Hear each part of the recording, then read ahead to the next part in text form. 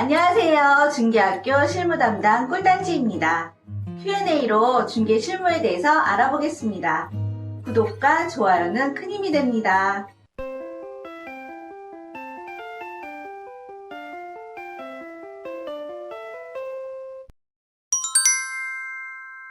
부동산 사무실을 운영하면서 제일 많이 받았던 질문 중 하나가 방충망 수리는 누가 해야 되는지입니다. 지난 여름에 생긴 사례를 들어보겠습니다. 임차인은 최근 방충망을 놓고 임대인과 언쟁을 벌였습니다. 임차인은 찢어진 방충망 교체를 임대인에게 요구했지만 지금 현재 거주하는 사람이 고쳐 써야 한다며 수리를 거절한 것입니다.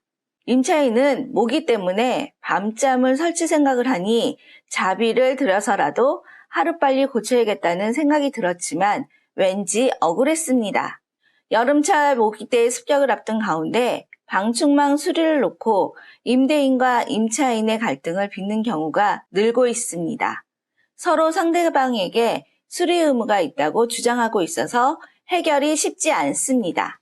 명백히 법으로 따지기 어려운 데다 대부분 재계약 등을 고려해 임차인이 울며 겨자 먹기식으로 자비 수리하는 경우가 많습니다. 방충망 수리를 놓고 임대인과 임차인의 실랑이를 할 때는 주택임대차 표준계약서상 임대인이 수선 의무가 일정 부분 있다고 되어 있습니다. 하지만 대부분의 세입자가 재계약 등을 고려해 임대인이 비용의 절반만 부담하겠다고 통보해도 대부분은 어쩔 수 없이 수용하는 게 일반적입니다. 법무부의 주택임대차 표준계약서를 보면 임차주택의 사용관리 수선과 관련해 임대인은 계약기간 중 임차주택을 사용수익에 필요한 상태로 유지해야 한다고 되어 있습니다.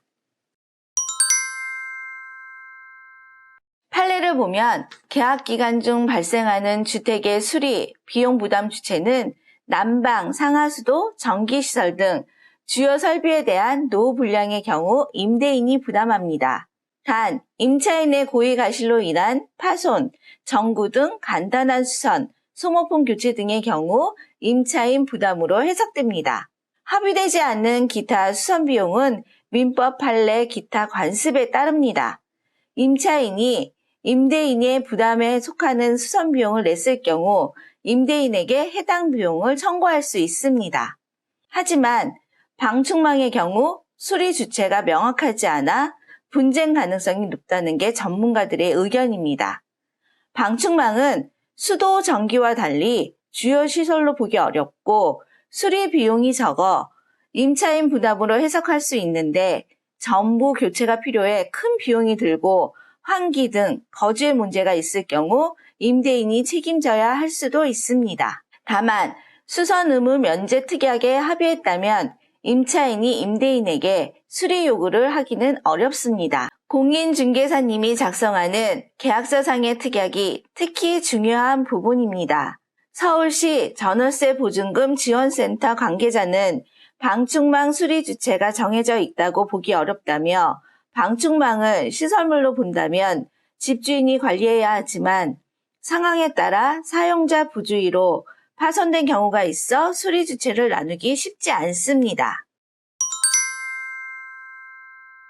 방충망 수리와 관련해 분쟁 조정에 이어 소송도 할 수 있지만 대부분 현장에서 합의하고 새 집에 이사갈 경우 최대한 빨리 이 같은 문제 유무를 확인, 집주인에게 알려 나중에 문제가 없도록 조치를 해야 합니다. 계약서 작성할 때는 멀쩡했던 방충망이 이사해보니 찢어졌다면 사진으로 증거를 남기고 임대인에게 곧바로 알려주어야 합니다. 계약서 작성 시 현 시설 상태로 임대한다는 내용의 특약에 합의할 경우 임대인의 수선 의무가 면제되기 때문에 방충망 수리 문제가 생겨도 임차인이 임대인에게 수선 요구를 할 수 없으며 소송을 통해 수리 주체를 가릴 수 있겠지만 소송 비용 등으로 배보다 배꼽이 더 큽니다. 결국 임대인, 임차인의 합의가 중요하고 계약서 작성 시 특약사항이 매우 중요합니다. 이때 공인중개사님들의 임대차 계약서 작성을 꼼꼼하게 체크해야 하고 임대인, 임차인들에게 특약사항을 설명해 드려야 합니다.